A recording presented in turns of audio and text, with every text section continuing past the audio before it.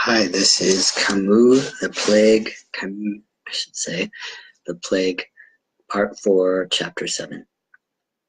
Yes, the plague gave short shrift indeed, and they must set their shoulders to the wheel again. Throughout December it smoldered in the chests of our townsfolk, fed the fires in the crematorium, and peopled the camps with human jetsam. In short, it never ceased progressing with its characteristically jerky but unfaltering stride.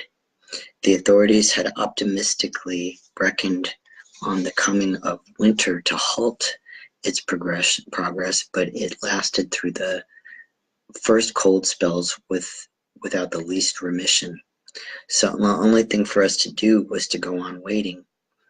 And since after such long waiting, one gives up waiting, the whole town lived as if it had no future. As for Dr. Rieu, that brief hour of our friendship, what had been granted him was not and could not be repeated. Yet another hospital had been opened, and his only converse was with his patients. However, he noticed a change at this stage of the epidemic, now that the plague was assuming more and more the prominent form. The patients seemed, after their fashion, to be seconding the doctor, instead of giving way to the prostration at the frenzies of the early period. They appeared to have a clearer idea of where their interests lay, and their own initiative asked for what might be most beneficial. I'd see they were always lamenting for something to drink, and insisted on being kept as warm as possible. And though the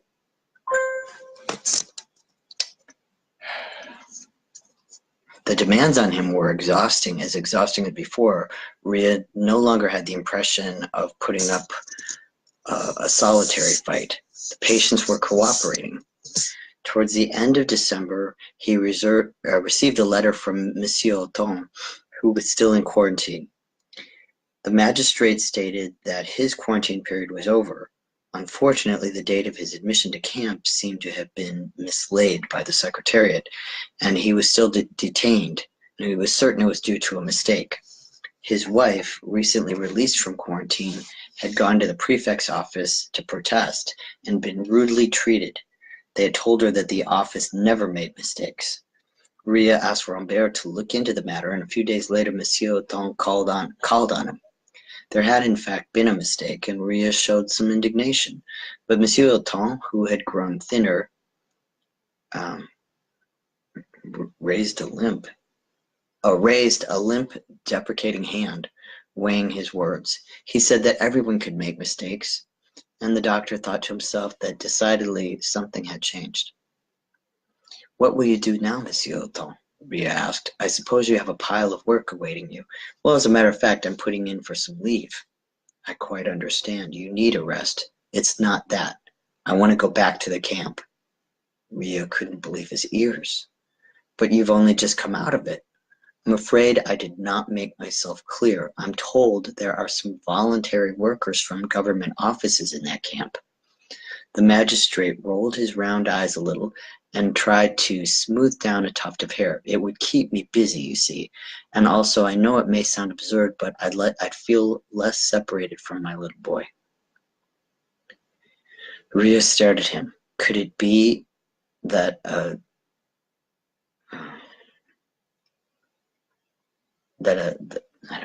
some gentleness showed in those hard, inexpressive eyes? Yes, they had grown misted, lost their steely glitter. That's what it says. Print's very hard to read in this edition. Certainly, Ria said, since that's your wish, I'll fix it up for you. The doctor kept his word, and the life of the plague-ridden town resumed its course until Christmas. Taru continued to bring his quiet efficiency to bear on every problem. Rambert confided in the doctor that, with the connivance of the two young sentries, he was sending letters to his wife, and now and again receiving an answer. He suggested to Ria that he should avail himself of this clandestine channel, and Ria agreed to do so. For the first time in many months, he sat down to write a letter. He found it a laborious business, as if he were manipulating a language that he'd forgotten. The letter was dispatched. The reply was slow in coming. As for Qatar, he was prospering, making money hand over fist in small, somewhat shady transactions. With Grand, however, it was otherwise. The Christmas season did not seem to agree with him. Indeed, Christmas that year had none of its old-time associations. It smacked of hell rather than of heaven. Empty, unlighted shops, dummy sweets or empty boxes in the confectioner's windows, trains laden with listless, dispirited passengers. All was as unlike previous Christmas tides as well could be. In the past, all the townsfolk, rich and poor alike, indulged in seasonable festivity.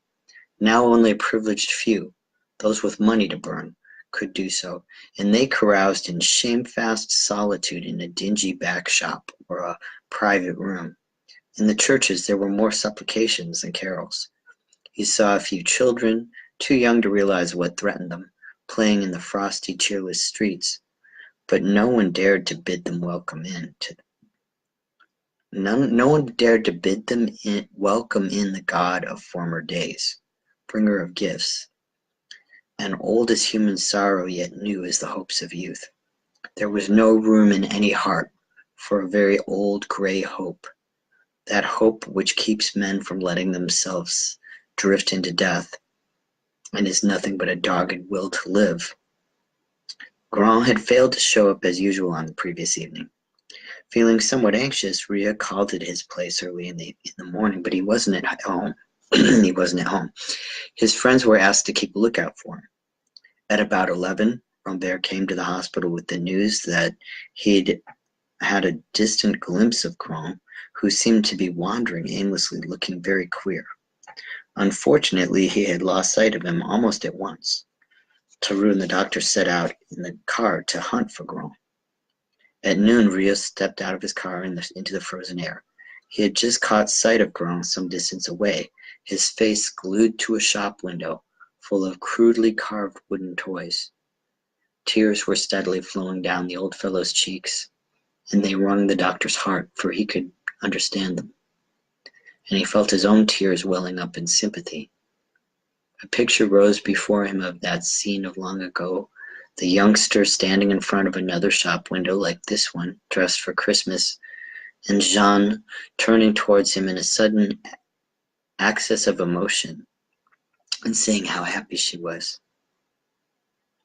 He could guess that through the mists of past years, from the depth of his fond despair, Jeanne's young voice was rising, echoing in Grand's ears.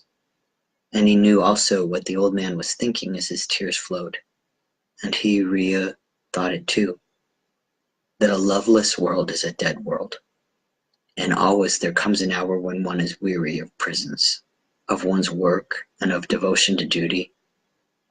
And all one craves for is a loved face, the warmth and wonder of a loving heart. Grand saw the doctor's reflection in the window. Still weeping, he turned and, leaning against the shop front, watched Ria approach. Oh, doctor, doctor. He could say no more. Ria, too, couldn't speak. He made a vague, understanding gesture. At this moment, he suffered with Grand's sorrow, and what filled his breast was the passionate indignation we feel when confronted by the anguish all men share. Yes, Grand, he murmured. Oh, if only I could have time to write to her, to let her know, and to let her be happy without remorse. Almost roughly, Ria took Grand's arm and drew him forward. Grand did not resist and went on muttering broken phrases. Too long. It's lasted too long. All the time one's wanting to let oneself go, and then one day one has to.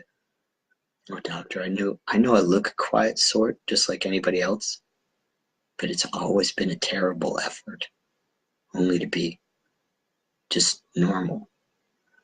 And now, well, even that's too much for me. He stopped dead. He was trembling violently. His eyes were fever bright. Ria took his hand. It was burning hot. He must go home. But Grand wrenched himself free and started running. After a few steps, he halted and stretched out his arms, swaying to and fro. Then he spun round on himself and fell flat on the pavement, his face stained with the tears that went on flowing. Some people who were approaching stopped abruptly and watched the scene from a little way off, not daring to come nearer. Ria had to carry the old man to the car. Grand lay in bed, gasping for breath. His lungs were congested. Ria pondered. The old fellow hadn't any family. What would be the point of having him evacuated? He and Theroux could look after him. Grand's head was buried in the pillow. His cheeks were a greenish gray. His eyes had gone dull, opaque. He seemed to be gazing fixedly at the scanty fire Theroux was kindling with the remains of an old packing case. I'm in a bad way, he muttered. A queer crackling sound came from his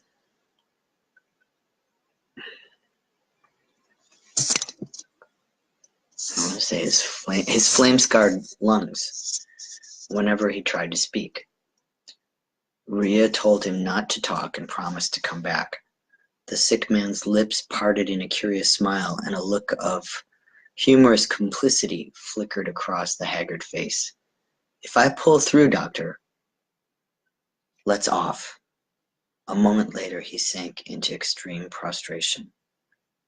Visiting him again some hours later, they found him half sitting up in bed, and Ria was horrified by the rapid change that had come over his face, ravaged by the fires of the disease consuming him. However, he seemed more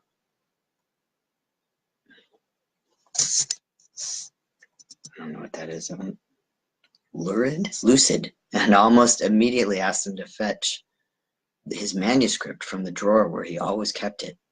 When Theroux handed him the sheets, he pressed them to his chest without looking at them, then held them out to the doctor, indicating by a gesture that he was to read them. There were some 50 pages of manuscript.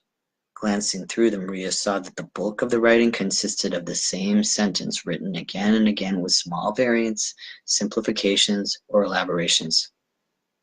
Persistently, the month of May, the lady on horseback, the avenues of the Bois, recurred, regrouped in different patterns. There were, besides explanatory notes, some exceedingly long, and lists of alternatives. But at the foot of the last page was written in a studiously clear hand, "My dearest Jean, today is Christmas Day," and 8 words only. Above it, in copperplate script, was the latest version of the famous phrase. "Read it," Grand whispered, and Ria read. One fine morning in May, a slim young horsewoman might have been seen riding a glossy sorrel mare along the avenues of the Bois, amongst the flowers. Is that it? There was a feverish quaver in the old voice. Ria refrained from looking at him, and he began to toss about in the bed. Yes, I know. I know what you're thinking. Fine isn't the word. It's... Ria clasped his hand under the coverlet. But no, doctor. It's too late. No time. His breast...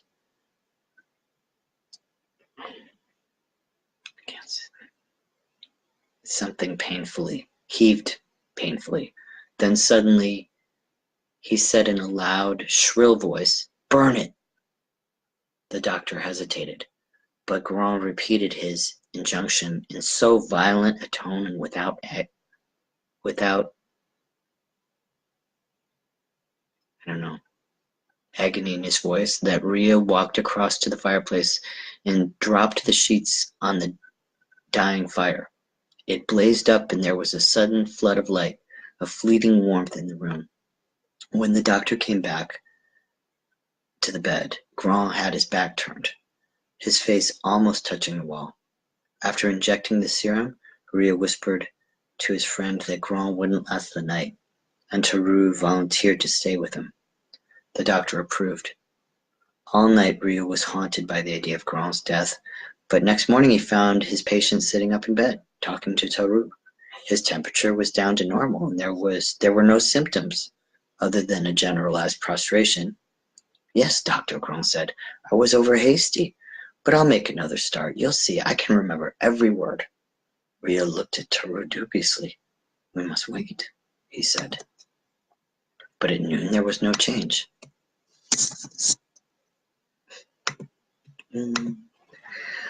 By nightfall, Grand could be considered out of danger. Ria was completely baffled by this resurrection.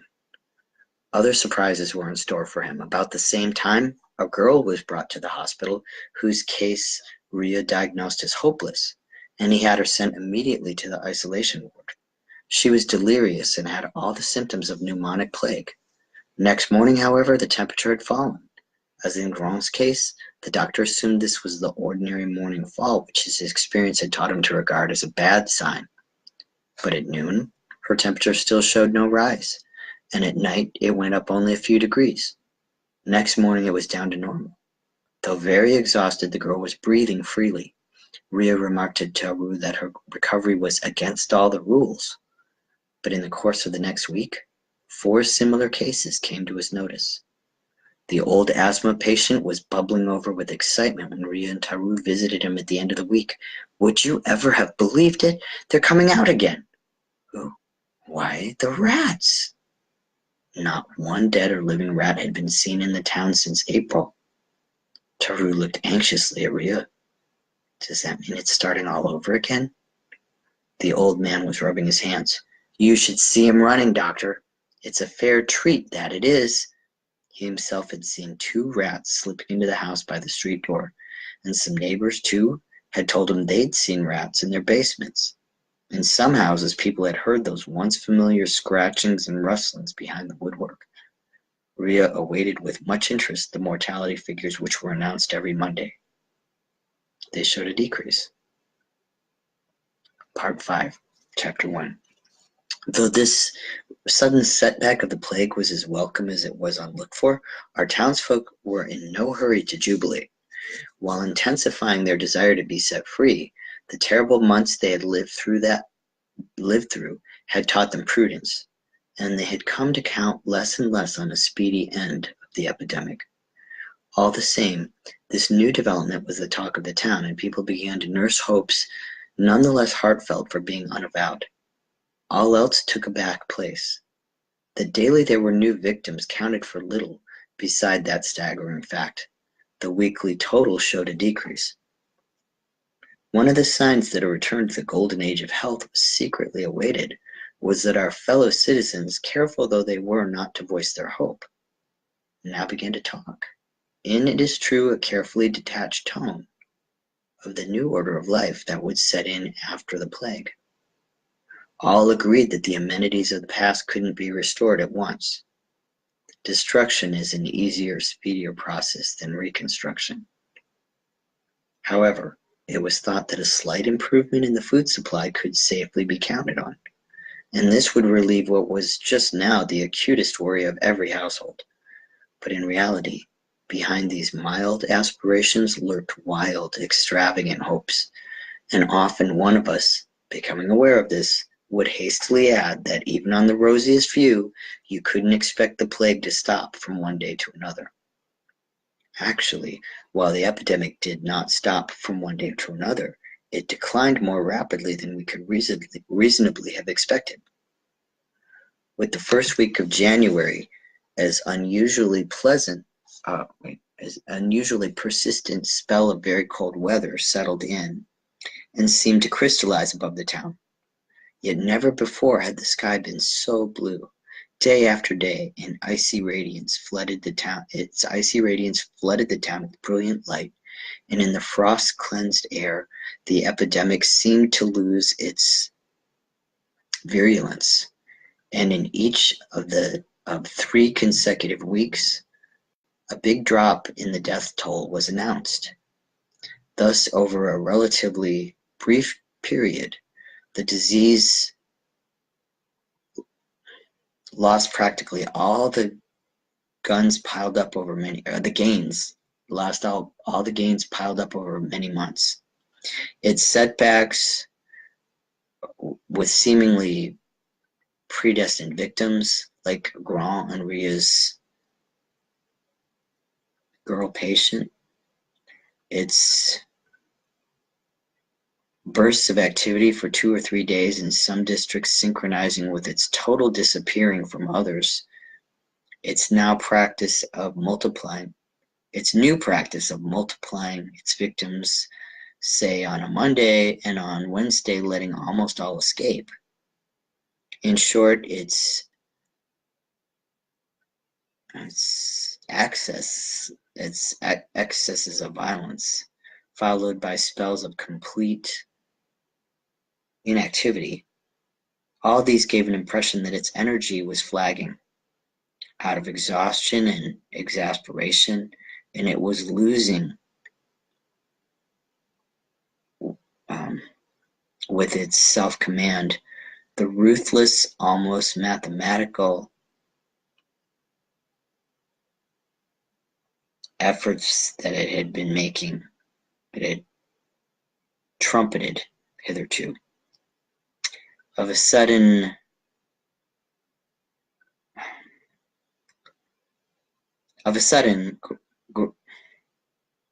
can't tell, something anti-plague injections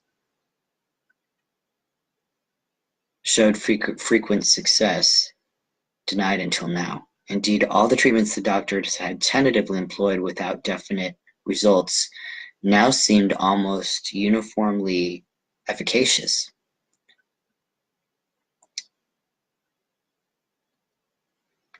It was as if the plague had been hounded down and censored, and its sudden weakness lent new strengths to the blunted weapon. So used against it. Only at rare moments did the disease bear itself and make as it were a blind and fatal leap at those patients whose recovery had been expected. A truly ill-starved foe, talked off when hope ran highest. Such was the case of Monsieur Ton, the magistrate, evacuated from the quarantine camp.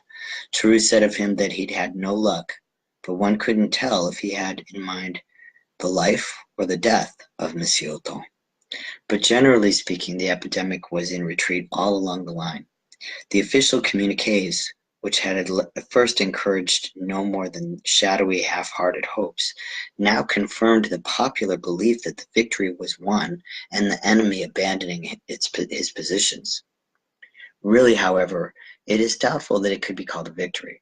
All that could be said was that the disease seemed to be leaving as unaccountably as it had come.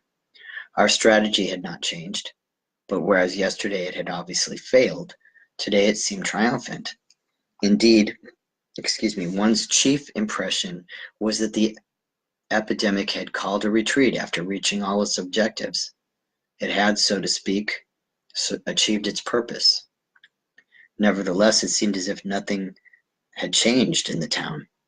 Silent as ever by day, the streets filled up at nightfall with the usual crowds of people, now wearing overcoats and scarves.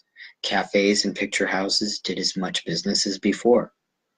But on a closer view, you might notice that people looked less strangled and occasionally smiled.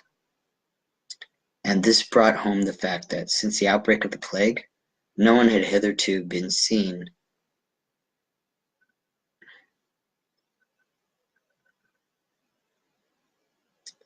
can't tell what seen, had never been seen in public. What they were. The truth was that for many months the town had been stifling under an airless shroud in which a rent had now been made, and every Monday, when he turned on the wireless, each of us learned that the rift was widening. When he would, and soon he would be able to breathe freely. It was at best a negative solace with no immediate impact on men's lives. Still, had anyone been told a month earlier that a train had just left, or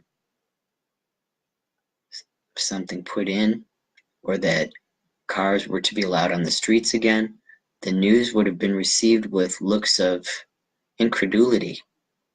Whereas in mid-January, an announcement of this kind would have caused no surprise. The change, no doubt, was slight, yet however slight, it proved a vast yard stride our townsfolk had made in the way of hope. And indeed, it could be said that once the faintest stirring of hope became possible, the dominion of the plague was ended. Once the faintest stirring of hope became possible, the dominion of the plague was ended. It must, however, be admitted that our fellow citizens' reactions during that month were diverse to the point of incoherence. More precisely, they fluctuated between high optimism and extreme depression. Hence, the odd circumstance that several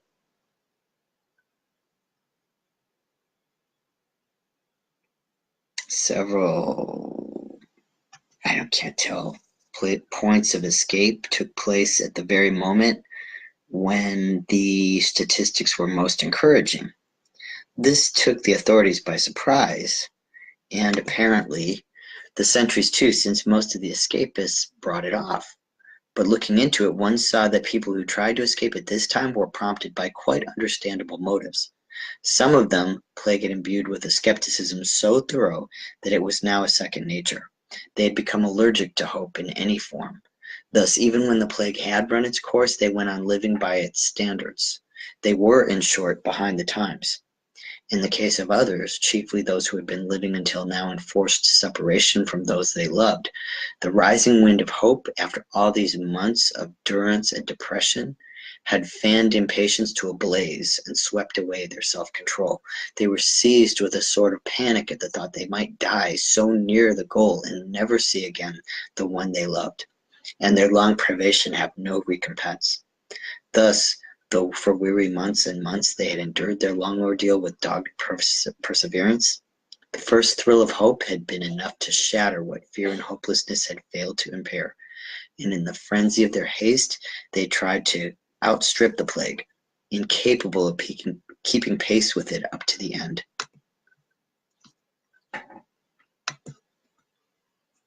Meanwhile, there were various symptoms of the growing optimism. Prices, for instance, fell sharply.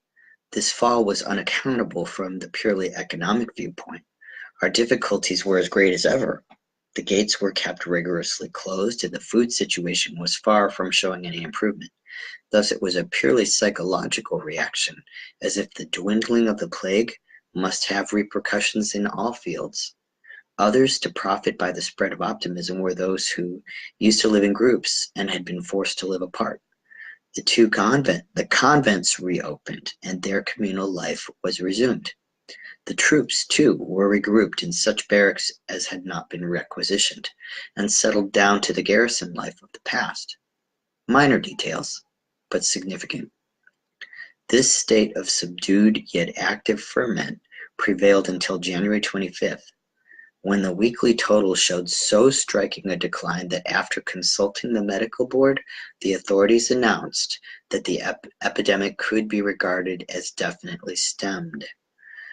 True, the communique went on to saying that, acting with a prudence of which the population would certainly approve, the prefect had decided that the gates of the town were to remain closed for 2 weeks more, and the prophylactic measures to remain in force for another month. During this period, at the least sign of danger, the standing orders would be strictly enforced and, if necessary, prolonged thereafter for such a period as might be deemed desirable. All, however, concurred in regarding these phrases as mere official verbiage, and the night of January 25th was the occasion of much festivity. To associate himself with the popular rejoicing, the prefect gave orders for the street lighting to be resumed as in the past, and the townspeople paraded the brilliantly lighted streets in boisterous groups, laughing and singing. True, in some houses the shutters remained closed, and those within listened in silence to the joyful shouts outside. Yet even in these houses of mourning, a feeling of deep relief prevailed, whether because at last the fear of seeing other members of the household taken from them was calmed, or because the shadow of personal anxiety was lifted from their hearts. The families which perforce withdrew themselves the most from the general jubilation were those who at this hour had one of their members down with the plague in hospital, and whether in a quarantine camp or at home, waited in enforced seclusion for the epidemic to have done with them, as it had done with the others. No doubt these families had hopes, but they hoarded them, and forbade themselves to draw on them before feeling quite sure they were justified. And this time of waiting in silence and in exile, in limbo between joy and grief, seemed still crueler for the gladness of all around them. But these exceptions did not diminish the satisfaction of the great majority. No doubt the plague was not yet ended, a fact of which they were to be reminded. Still, in imagination, they could already hear, weeks in advance, trains whistling on their way to an outside world that had no limit, and steamers hooting as they put out from the harbor across shining seas. Next day, these fancies would have passed, and qualms of doubt return. But for the moment, the whole town was on the move, quitting the dark, lugubrious confines where it had struck its roots of stone, and setting forth at last, like a shipload of survivors, towards a land of promise. That night, Tarou, Rieux, Rambert, and their colleagues joined for a while the marching crowds, and they too felt as if they trod on air, as if they felt as if they trod on air. Long after they had turned off the main streets, even when in empty byways they walked past shuttered houses as the joyful clamor followed them up, and because of their fatigue, somehow they could not discriminate the sorrow behind those closed shutters from the joy filling the central streets. Thus the coming liberation had a twofold aspect of happiness and tears. At one moment, when the cries of exultation in the distance were swelling to a, I don't know what, Tarou stopped abruptly to a roar. The cries of jubilation in the distance were swelling to a roar. Tarou stopped abruptly. A small, sleek form was approaching, scampering. Along the roadway, a cat, the first cat any of them had seen since the spring. It stopped in the middle of the road,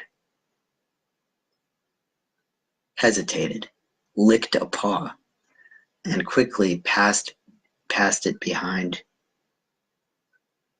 its right ear.